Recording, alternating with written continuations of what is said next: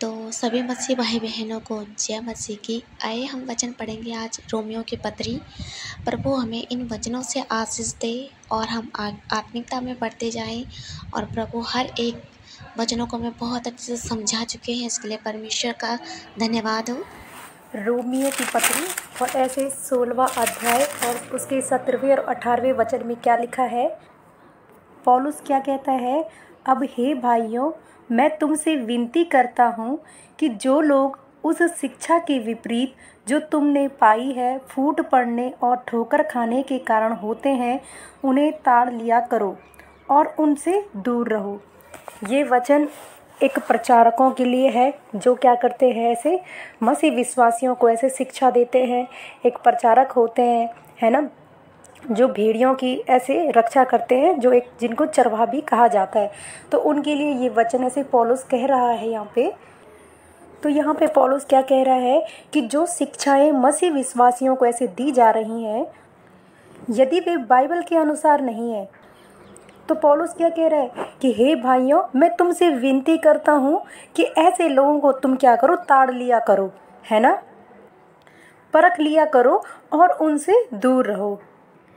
जो वचन की शिक्षा में क्या करते हैं, दुनियादी जो दुनिया वाली शिक्षा, ये दुनिया की बातें होती हैं या फिर अलग तरीके की शिक्षाओं का मतलब घोल मेल करते हैं, तो ऐसों से क्या रहो, दूर रहो ना। उनको तो पहले ताड़ लिया करो और उनसे दूर रहा करो ना। उनको परख कर क्या करो, ऐसे दूर रहा करो अगर वो क्या है, ऐसे दुनियावी शिक्षाओं को ऐसे अगर दे रहे हैं। और फिर पौलुस आगे क्या कह रहा है 18 में, क्योंकि ऐसे लोग हमारे प्रभु यीशु मसीह की नहीं परंतु अपने पेट की सेवा करते हैं और चिकनी चुपड़ी बातों से सीधे साधे मन के लोगों को बहका देते हैं।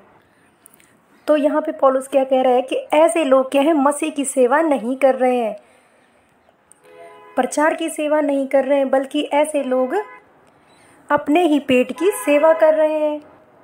उन लोगों ने मसीह की शिक्षाओं को क्या कर लिया है, व्यापार बना दिया है। क्योंकि भजन भी है ना कि सेवा प्रभु की है, व्यापार ना बनाना।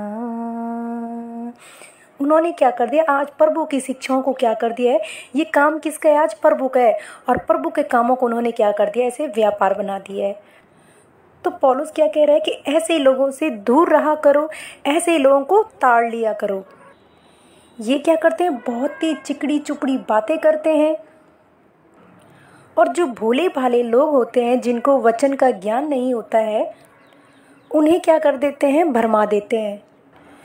क्योंकि पौलुस अपनी पत्री में कहता है, ऐसे जब हम 1 कुरिन्थियों और ऐसे उसका 3रा अध्याय और 10 से 17वें वचन तक जब हम पढ़ते हैं, तो यहाँ पे पौलुस क्या कह रहा है, परमेश्वर के उस अनुग्रह के अनुसार जो मुझे दिया गया, मैंने बुद्धिमान राजमिस्त्री के समान नींव डाली और दूसरा उस पर रद्दा रखता है, परंतु हर एक मनुष्य चौकस रहे कि वह उस पर कैसा रद्दा रखता है।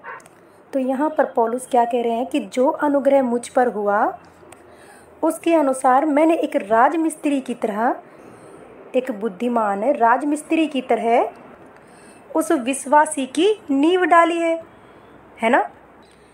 मतलब उस पर मैंने क्या किया है, विश्वास का बीज बोया है।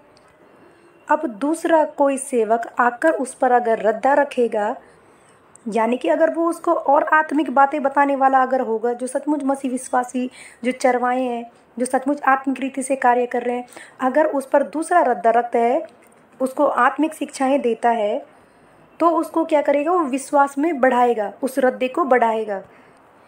जैसे कि आप और मैं क्या है, भवन है। और कौन से भवन है, जैसे कि आगे ऐसे पौलुस कहते हैं 16वें वचन में, क्या तुम नहीं जानते कि तुम परमेश्वर का मंदिर हो और परमेश्वर का आत्मा तुम में वास करता है। यानी कि मैं और आप, या मतलब जो मसीह विश्वासी हैं, वो परमेश्वर के क्या है, भवन है। परमेश्वर का क्या है मम्मी, ऐसे परमेश्वर का भवन है ना। परमेश्वर का आत्मा क्या करता है, हम तीनों के अंदर या सबके अंदर जो मसीह विश्वासी है, उनके अंदर परमेश्वर का आत्मा क्या करता है, वास करता है ना। यानी मतलब हम जो ऐसे आत्मिक रीति से बढ़ते हैं, तो हमारा क्या होता है, एक भवन की तरह ऐसे निर्माण होता है ना। अब जो चरवाहा होते हैं, जो सेवक हैं, वो क्या है, एक भवन को बनाने वाले। बोले तो राजमिस्त्री, मतलब वो सेवक कौन है, उस मंदिर को बनाने वाले। जैसे किसी बिल्डिंग को बनाने के लिए एक राजमिस्त्री आता है और वो क्या करता है, ऐसे नींव डालता है। फिर दूसरा राजमिस्त्री आ गया तो उसने ईंट डालकर ऐसे, है ना, बनाकर उसमें रद्दा डाल दिया। क्या किया उस दूसरे वाले ने, ईंटें डालकर ऐसे, है ना, रद्दा बनाकर अच्छे से उस भवन को ऐसे बनाता है। फिर कोई दूसरा आता है तो उसमें प्लास्टर वगैरह करता है। तीसरा आ गया तो उसको पॉलिश वगैरह करेगा, पेंट वगैरह करता है, मतलब रंगाई वगैरह जो होती है, पुताई वगैरह वो करता है। इस प्रकार मतलब जो ऐसे अलग अलग कारीगर होते हैं तो वो क्या करते हैं, उस भवन को बनाते हैं। ऐसे क्या है, जो एक हर एक विश्वासी भाईजन या कोई भी विश्वासी जन है, वो क्या करते हैं, उस परमेश्वर के भवन को बनाते हैं। तो क्या होता है, एक ऐसे ही मसीह विश्वासी जो मतलब परमेश्वर का मंदिर है, जो परमेश्वर का भवन है, और मतलब जो ऐसे सेवक होते हैं, वो राजमिस्त्री और अलग अलग तरीके के मजदूरी का काम करके उसको ऐसे बनाते हैं। यानी किसी ने नींव रखी, मतलब वो विश्वास का बीज डाला, या फिर वो दूसरे ऐसे किसी उन्हीं पास्टरों में या कोई भी ऐसे जो सिखाने वाले हैं, उन्हीं आत्मिक जीवन के जो है उनमें वो किसी और के पास ऐसे गुरुजी के पास गया, वो भी उसको आत्मा में आगे बढ़ाएंगे, है ना। फिर वो तीसरे किसी ऐसे जो विचारों का प्रचारक है उसके पास गए तो फिर उसने भी उसको आगे बढ़ाया। तो वैसे यहाँ पे पौलुस क्या कह रहा है कि मैंने बुद्धिमान राजमिस्त्री की तरह क्या कर दी, ऐसे नींव डाल दी है और दूसरे ने रद्दा लगाया है। लेकिन रद्दा लगाने वाला ये ध्यान रखे कि उसने कैसा रद्दा लगा रखा है। यहाँ पे क्या है, इस वचन की गहराई को हमें समझना पड़ेगा ना, कि सचमुच ये बात किसके लिए कही गई है। सेवकों के लिए जो परमेश्वर का ऐसे कार्य करते हैं, उन प्रचारकों के, जो अपने आप को हर एक मनुष्य समझता है कि हम प्रचारक हैं, तो सचमुच प्रचारक को कैसा होना चाहिए, हर एक प्रचारकों को, ऐसे चरवाहों को पता होना चाहिए अपनी जिम्मेदारी, है ना। यानी उसने किसी में ऐसे बीज डाला है और एक विश्वासी को लेकर आया है, और यदि वह किसी मतलब दूसरी कलीसिया में जाकर और ही तरीके का प्रचार ऐसे सुनेगा, तो इसका मतलब ये है कि वो परमेश्वर का मतलब परमेश्वर की जो मतलब मैंने ऐसे नींव रखी हुई है, तो वो दूसरा सेवक गलत प्रचार करके वो क्या कर देगा, उस भवन को बिगाड़ देगा। नींव मैंने रख दी, उसने कहीं और जाके ऐसे सुन लिया, तो वो क्या करेगा, ऐसे किसी और के प्रचारक को सुनकर क्या कर देगा, उस भवन को ही बिगाड़ देगा, है ना, क्योंकि वहाँ गलत शिक्षा हो गई। तो यदि गलत तरीके से अगर इंसान रद्दा रखता है तो वो भवन कभी भी कंप्लीट नहीं हो सकता है। दीवार तो गिर जाएगी तो फिर परमेश्वर का भवन कैसे बन पाएगा। तो यहाँ पे पौलुस सचमुच उन चरवाहों के लिए ही कह रहे हैं जो ऐसे परमेश्वर का कार्य करते हैं, परमेश्वर के वचनों को बताते हैं, उनके विषय में ही ये बता रहा है ना, कि तुम अपनी शिक्षाओं का ऐसे मिलावट मत करो ना, क्योंकि तुम एक ऐसे राजमिस्त्री हो जो परमेश्वर के मंदिर को बना रहे हो। जो मनुष्य एक विश्वासी है वो क्या है, परमेश्वर का मंदिर है, जो क्या हो रहा है, तुम्हारे हाथों, चरवाहों के हाथों से क्या हो रहा है, बनाया जा रहा है ना। यदि तुमने गलत ही शिक्षाओं से इसके ऊपर क्या कर दिया, रद्दा रख दिया, तो तुम इस मंदिर को नष्ट कर दोगे। और जो इस मंदिर को ऐसे नष्ट करने का ऐसे जो पाप है वो किसको जाएगा, एक सेवक को ही तो जाएगा। इसलिए एक सेवक को क्या करना चाहिए, बहुत ही गंभीरता के साथ, है ना, एक चौकसी के साथ इंसान को क्या करना चाहिए, जो चरवाहे हैं, जो परमेश्वर के सेवक हैं, उनको प्रचार करना चाहिए। मसीह की जो वचन है हमें उनको क्या करना चाहिए, बहुत ही ध्यानपूर्वक उन तक ऐसे सुसमाचार पहुंचाना चाहिए, है ना।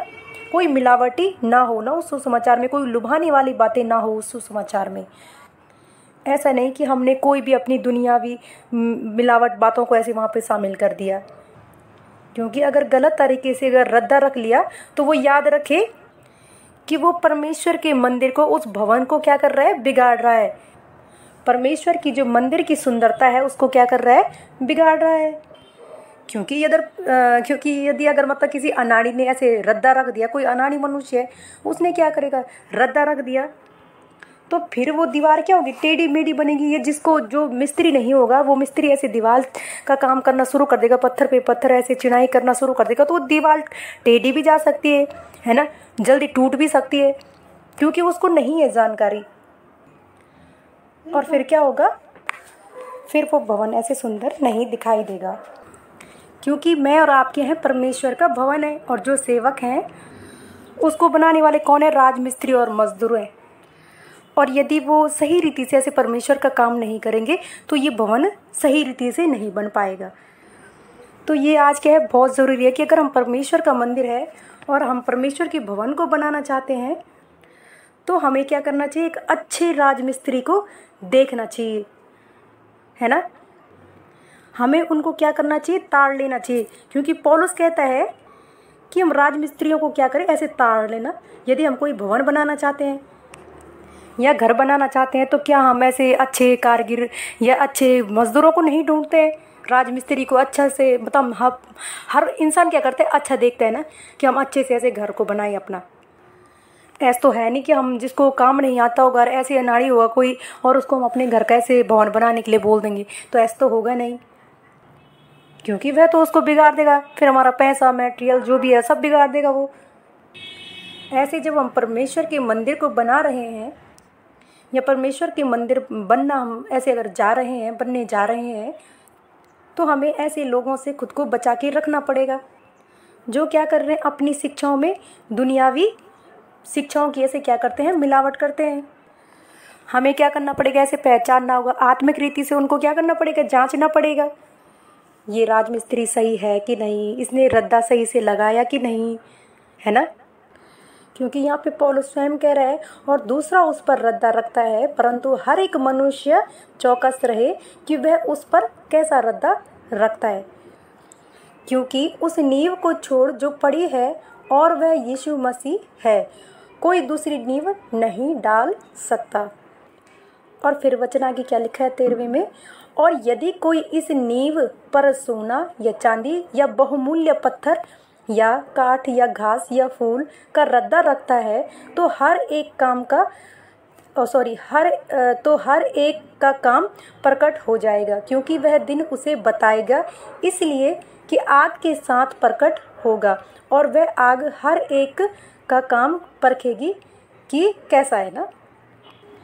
यहाँ पे पौलुस क्या कह रहे हैं कि यदि तुम अपने आप को राजमिस्त्री अगर बन गए हो, है ना, तो तुम उस रद्दे में जो भी ऐसी कारीगरी कर रहे हो, सोना लगा रहे हो, चांदी लगा रहे हो, या घास फूस लगा रहे हो, है ना, या तुम गलत चीज़ कर रहे हो, तो जब ऐसे परमेश्वर वो न्याय की प्रक्रिया ऐसे जब की जाएगी तो हमें क्या करना पड़ेगा, उस टाइम जवाब देना पड़ेगा।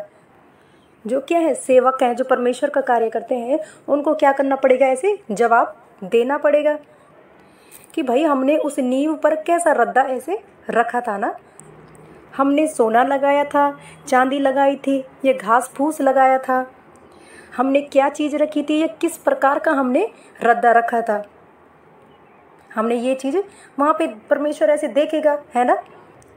देखो जो ऐसे मतलब प्रचारक है ना, वो कोई भी ऐसा रद्दा रखेंगे, घास का रखें या सोने का रखें या चांदी का रखें, किसी का भी रखें, उसको प्रतिफल तो परमेश्वर के सामने मिलेगा और उसका न्याय उसको चुकाना पड़ेगा, क्योंकि हर एक का काम क्या होगा, प्रकट होगा, परमेश्वर ने साफ कहा, और वो दिन उसको क्या करेगा, ऐसे बताएगा।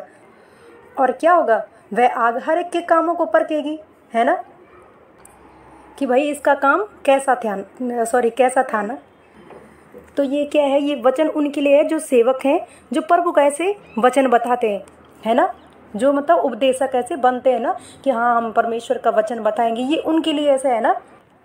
क्योंकि इस आग के द्वारा क्या होगी, वो न्याय की जो प्रक्रिया ऐसे की जाएगी, वो आगे वो न्याय मतलब उनको जवाब देगी, क्योंकि वो आगे ऐसे बताएगी कि तुमने उस दिन उस नींव पर कैसा रद्दा रखा। जैसे एक मसीह विश्वासी वो ऐसे विश्वास में आया, है ना, और क्या हुआ, मतलब कोई ऐसे विश्वास में आया और तुमने उसको किस रीति से आत्मिकता में ऐसे प्रबल किया, ये तुमने उसकी कैसी देखभाल की आत्मिक रीति से, ये क्या होगा, ऐसे पास्टरों से पूछा जाएगा, ऐसे प्रचारकों से ऐसे पूछा जाएगा। और जो बहुत सारे ऐसे आज अपने आप को ऐसे पापा कहते हैं कि हम उनके पापा हैं, ये हैं वो है ना, उन सबसे परमेश्वर क्या करेगा, ये चीज़ें ऐसे पूछेगा, है ना। अगर हम भी परमेश्वर का वचन बताते हैं तो परमेश्वर क्या करेगा, हमसे भी पूछेगा, है ना। कोई कहीं से भी वचन बताता है, परमेश्वर हर एक का क्या करता है, न्याय करता है कि तुमने किस रीति से रद्दा रखा था, कि भाई तुमने उस मंदिर पर, जो परमेश्वर का मंदिर था, उस मंदिर पर तुमने कैसा रद्दा लगाया, है ना। उन्हें क्या किया जाएगा, ऐसे परखा जाएगा, है ना। और उनके कामों के अनुसार उनको मजदूरी दी जाएगी। जिसका काम उस पर बना हुआ स्थिर रहेगा वह मजदूरी पाएगा, और यदि किसी का काम जल जाएगा तो हानि उठाएगा, पर वह आप बच जाएगा, परंतु जलते जलते। तो यहाँ पे क्या देखते हैं कि जो एक मतलब विश्वासी होते हैं, जिसे आज पास्टर क्या कर रहे हैं, जिनको भरमा रहे हैं, है ना, वो तो क्या होगा, बच जाएगा, क्योंकि वह तो जल रहा है तुम्हारे उस गलत प्रचार से, गलत शिक्षाओं की वजह से। लेकिन वो फिर भी बच जाएगा, क्योंकि वो परमेश्वर का मंदिर है और उस पर उसने परमेश्वर की खोज की, है ना।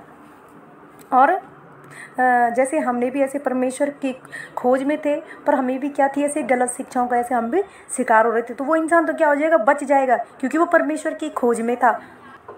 लेकिन जिन्होंने उसको गलत शिक्षा दी वो किसी रीति से नहीं बच पाएंगे। मान ले अगर मैंने किसी को ऐसे गलत शिक्षा दी है ना, और वो प्रभु यीशु मसीह के पीछे हैं, और मैंने क्या कर दिया, उनको गलत शिक्षा दे दी, तो वो तो क्या सोचेंगे कि हाँ यार, मैं तो प्रभु यीशु मसीह के पीछे चल रहा हूँ, मैं तो इसी विश्वास में जो मेरे द्वारा ऐसे बताया जा रहा है, मतलब मैं सही रीति से चल रहा हूँ। उनके मनों में तो ये रहेगा, है ना, क्योंकि वो मेरी बातों को क्या कर रहे हैं, पवित्र शास्त्र के वचन के अनुसार मानकर ऐसे चल रहे हैं। तो ऐसे परमेश्वर का धन्यवाद करते हैं। फिर मिलते हैं नए वचन के साथ, तब तक के लिए जय मसीह की सभी को।